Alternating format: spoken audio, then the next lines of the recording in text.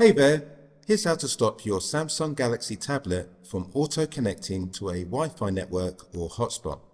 Let's get started. We'll start by going to the Settings button. Then on the left-hand side, go to Connections.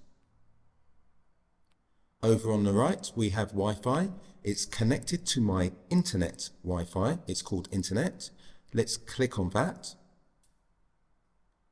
And just here, current network, internet.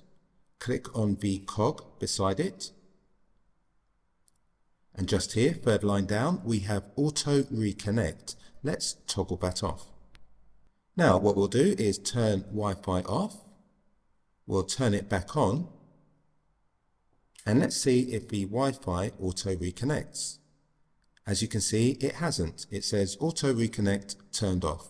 So let's click on internet. It's now connected again.